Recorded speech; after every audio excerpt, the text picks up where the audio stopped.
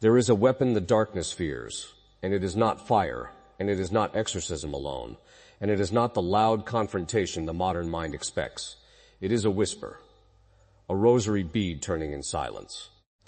A name spoken quietly by souls the world forgot, souls the Church herself has almost let slip into the shadows of forgotten hagiography. These are not the famous saints. They are not the ones printed on holy cards sold at the front of every gift shop. They are the hidden ones, the Marian saints whose entire lives were structured, disciplined, and armored around one singular devotion, and who were used quite literally as instruments against the enemy of souls. Understand this clearly. Not every saint who loved the Blessed Mother is equal in this war. There is a category, small, deliberate, and largely unspoken outside serious theological circles, of souls whose devotion to Mary was not sentimental but militant. Souls who treated the rosary not as comfort but as combat.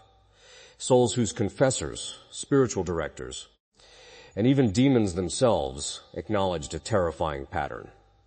Wherever these saints prayed, possession weakened, temptation fractured, and darkness retreated with unusual speed. This is not folklore. This is recorded again and again in ecclesiastical documentation, in beatification processes, in testimonies given under oath before church tribunals. And yet most Catholics have never heard these names. Why? Because a church exhausted by scandal, distracted by politics, and softened by decades of therapeutic language has quietly stopped teaching spiritual warfare as a serious discipline. The result is a generation of believers who know Mary as gentle, as maternal, as comforting, but who have completely forgotten that she is also called, in the Church's own ancient prayers, terrible as an army set in battle array. Consider what that title actually means. Terrible, not soft, not merely nurturing. Terrible in the old and true sense, meaning something that provokes dread in its enemies. The saints we are speaking of understood this distinction with a clarity most modern Catholics have lost. They did not approach the rosary as a devotional habit to be squeezed between tasks. They approached it as siege warfare, as a disciplined, repeated, relentless assault against principalities that do not negotiate and do not tire. One pattern emerges across their biographies with unsettling consistency. Before their deepest encounters with evil, whether in the confessional, in the sick room, or in moments no historian fully explains, these souls entered periods of severe interior darkness, doubt, dryness, a sense of abandonment so total that some described it as spiritual suffocation. This is not incidental. This is structural. Because before a soul can be used as an instrument against darkness, darkness tests that soul first, probing for weakness, for pride, for the smallest opening. The saints who passed through this trial and emerged still praying, still fasting, still whispering the same 50 decades in the same disciplined rhythm, were the ones later entrusted, whether the Church names it this way or not, with unusual spiritual authority. This is where the discipline becomes unbearable to the modern ear. These souls did not treat prayer as optional. They treated it as armor that could not be removed, not even for a single day, not even in illness, not even in interior agony. Some rose before dawn specifically because the early hours were considered, by long spiritual tradition, the hours when the enemy is most active and the soul is most vulnerable. Others maintained fasting practices so severe that later theologians would caution against imitating them without direction, not because the practice was wrong, but because it was dangerous in untrained hands. This is the same warning modern exorcists give about spiritual warfare itself. It is not for the curious. It is not for the spiritually undisciplined. It is for those formed, tested, and obedient. And obedience is the second thread running through every one of these hidden lives. Not obedience as submission for its own sake, but obedience as protection. Because the enemy's favorite doorway has never been weakness.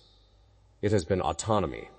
The soul who says, quietly and repeatedly, I will not act outside the authority of the church, closes a door that pride keeps trying to force open. This is precisely why these Marian saints, for all their intensity, were never independent operators. They functioned under spiritual direction, under confession, under the authority of priests who could discern whether what they experienced was grace or deception. This detail is often erased from popular retellings, yet it is the very thing that made their warfare effective rather than reckless.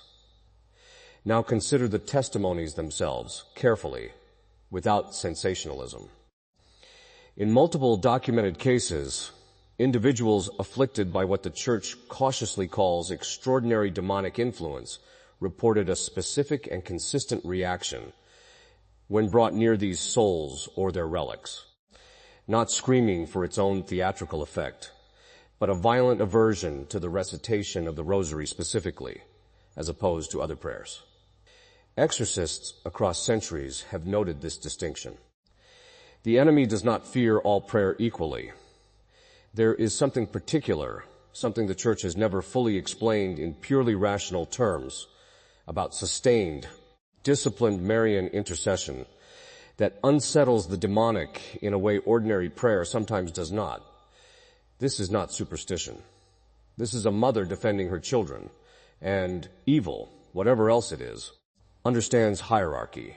It recognizes authority, and an obedient soul united to the woman who crushes the serpent's head represents, in the spiritual order, a direct threat to its operations. Which brings us to the uncomfortable question every serious viewer should be asking right now. If these hidden saints achieved this level of spiritual authority through disciplined, repeated, unglamorous prayer, sustained obedience, and a refusal to compromise even in dryness and darkness, what does that say about the state of our own interior lives? Most of us pray when it is convenient. Most of us treat the rosary as background noise rather than warfare. And then we wonder, quietly, why our households feel spiritually thin, why temptation seems to have such easy access, why peace feels so fragile. The forgotten saints of Marian warfare are not forgotten because they were unimportant. They are forgotten because remembering them requires something of us. It requires admitting that spiritual mediocrity has consequences, that the enemy does not rest simply because we have grown too comfortable to notice him, and that the armor these souls wore daily is still available, still effective, and still almost entirely unused by the very people who claim to fear the darkness most. The question is not whether this weapon still works. History and testimony answer that plainly. The question is whether you are willing to pick it up, not as sentiment, but as discipline, not occasionally, but daily, not casually, but as though something unseen were actually listening and actually afraid.